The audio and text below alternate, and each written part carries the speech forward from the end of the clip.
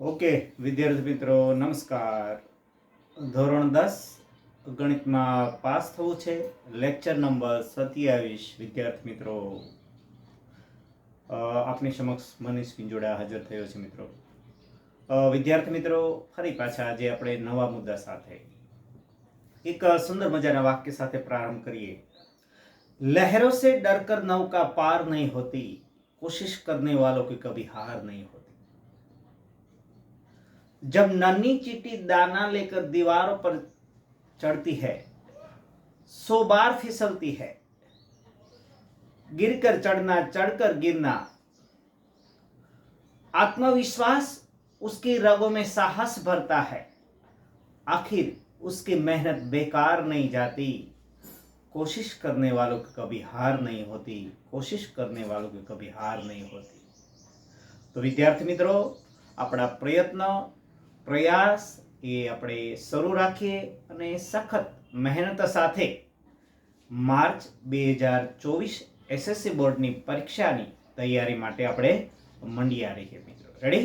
તો સારું, ફરી પાછા નવા મુદ્દા સાથે બોર્ડ ઉપર આપ જોઈ રહ્યા છો. વિદ્યાર્થી મિત્રો, આલ્ફા અને બીટા એ બહુપદીના શૂન્યો છે. આ બહુપદી આપેલી છે તો આપણે p ઓફ x બરાબર આવી રીતે છે કે ભાઈ 3x નો વર્ગ ઓછા 14x વત્તા 15. રેડી મિત્રો? તો આ બહુપદીને આપણે સરખામણી કરીએ કે ભાઈ p ઓફ x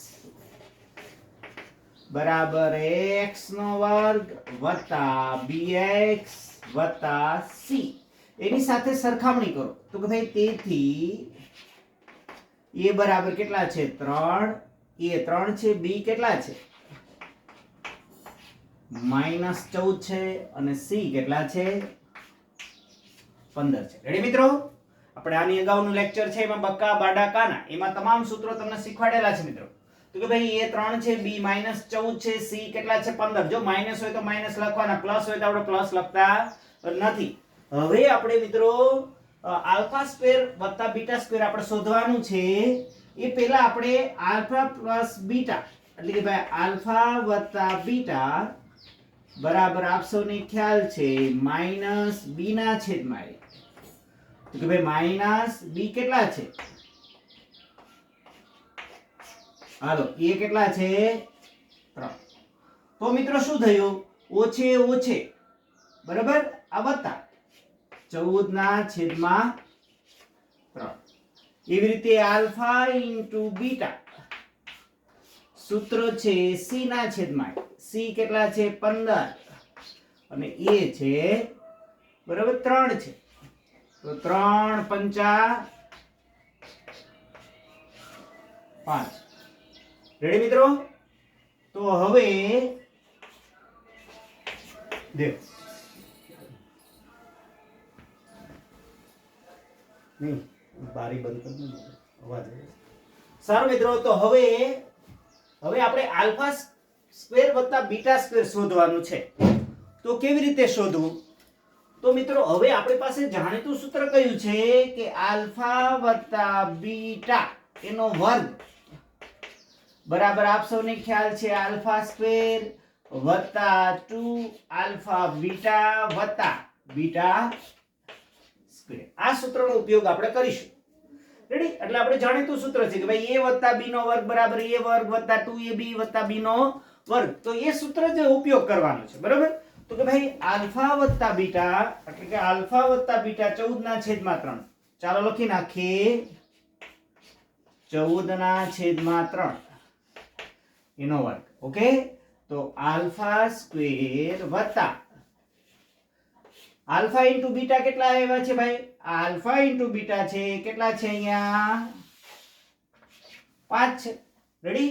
તો કે ભાઈ 5 અહીંયા લખી નાખો વત્તા બીટા સ્ક્વેર તેથી 14 નો વર્ગ 196. આ બે ઘાત 14 ઉપર પણ ગણાય, આ બે ઘાત છે 3 ઉપર ગણાય. 3 નો વર્ગ 9 થાય. ઓકે? સારું, એટલે આલ્ફા સ્ક્વેર વત્તા 5 દુને 10 વત્તા બીટા સ્ક્વેર. તો શું થયું ભાઈ? તેથી આ +10 ને આ બાજુ લાવવું એટલે 196 ઓછા 9 છેદમાં 9, સોરી 196 છેદમાં 9 અને આ 10 આ બાજુ આવે એટલે ઓછા. તો મિત્રો આ તો આપણે શોધવાનું છે, બરોબર? તો કે ભાઈ શું થયું? તેથી α² વત્તા β², બરાબર. સારું, આની બાદબાકી કેમ કરીશું? તો ભાઈ આમ 196 છેદમાં 9 ઓછા છેદમાં 9 લસા. ઓકે, જે લસા છે એ અહીંયા 9 વડે ગુણો, અહીંયા 9 વડે ગુણો, અહીંયા 9 વડે ગુણો. શું કરશું ભાઈ? 9 વડે ગુણીએ તો 9 9 ઉડી જાય ને. એટલે કે ભાઈ 196. જો હજી આ ગણાઈને બાદબાકી નથી આવડતી, હજી એ હું શીખવાડું. જો આ જે કઈ લસા હોય આ એક પદ છે, આ બીજું પદ છે, એને 9 વડે ગુણો એટલે 196 છેદમાં 9 ઓછા 9 ગુણ્યા 10 એટલે 9 9 ગયા. ઓકે, તો બરાબર શું થશે? અહીંયા શું થયું ભાઈ? 196 ઓછા 90 છેદમાં કેટલા થયા? 9. તો બરાબર જવાબ આપણો આવશે 196 માંથી 90 ગયા એટલે કેટલા થાય? 106 ના છેદમાં 9. આવો જવાબ આવશે. રેડી મિત્રો? તો આ સ્ટેપ છે એ ખાસ તમે થોડું વ્યવસ્થિત સમજવાનું રહેશે. રેડી મિત્રો? આ એક ખાસ ટ્રીક વાપરી લો. આ 9 લસા આવે તો જેટલા પદ હોય એને 9 વડે ગુણી નાખો. અહીંયા 9 9 ઉડી જાય છે. ઓકે, એટલે 196. અહીંયા 9 નથી કશું છેદમાં એટલે 90. ઓકે, એટલે 196 ઓછા 90 એટલે 106 છેદમાં 9. તો આ રીતે મિત્રો તમે સરસ મજાનો આ દાખલો છે ગણી શકો. આ બોર્ડની એક્ઝામ માટે અગત્યનો છે, એટલે મિત્રો તૈયારી કરી રાખશો. તો આ સાથે મનીષ વિંજોડાના નમસ્કાર. થેન્ક યુ મિત્રો. નવા મુદ્દા સાથે મળશું. Thank you.